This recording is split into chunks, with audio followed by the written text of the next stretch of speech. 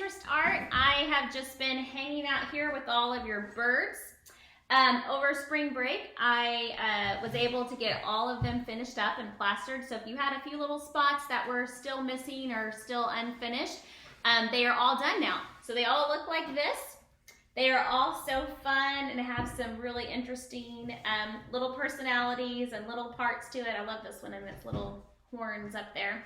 Okay, so these are ready to be painted. So when you drive through and you pick up your supplies for the rest of the year, you'll get your birds. Hopefully you have ordered some paint on your pickup orders, or the times that you've gone to the grocery store, able to start picking up some small little things of paint. Hudson, can you bring me one of those little paints? So this is what you're looking for, is a craft, thank you, acrylic paint. It doesn't really matter which brand. This is Anita's from Hobby Lobby, but I know Walmart carries the Apple Barrel brand, and that's totally great too for this. So this is what we're looking for, just some acrylic craft paint. If you have tempera paint already at home and you want to use that, you can. It just doesn't create as strong of a finish.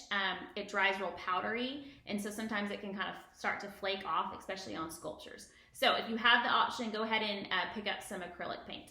Thank you. Okay, so here's my example of my finished painted one.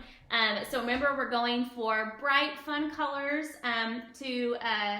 as we were inspired by the artists that we studied. As you're painting, just like always, you want to make sure that the areas that you're painting close to are dry before you paint it. So before I would paint these little nodules coming off, I would want to make sure that my base is dry.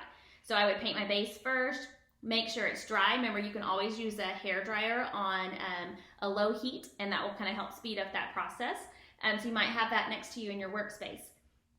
Once your background is dry, or the area that you're painting next to, then you can start painting. And remember, make sure you wash your brushes out good between your colors so that you don't end up with muddy, brown, yucky colors. We want this to stay bright and vivid. If your surfaces are wet when you paint beside them, it will pick up that paint and drag it into your new area. So it just makes it look kind of sloppy, and again, make sure your color is muddy and brown. So can't wait to see what you guys come up with in painting your birds. They are gonna look awesome. I've enjoyed my time with them. I'm ready to pass them on to you guys though and see what you guys can do. Once you have it painted, in the comments area on our Facebook page, be sure to post your pictures so we can see the progress of what they look like. My hope is that we can do a beginning of the year kickoff open house art show to showcase all the work that you guys got to do this year. So make sure you keep all these in a safe place, and when we're able to get back together at the beginning of this next school year, I'll have you bring these back so these can be in the show as well. Love you guys, and I miss you, and I'll be back with some more instructions on your last project for Pinterest art. It's gonna be a fun one. Talk to you later.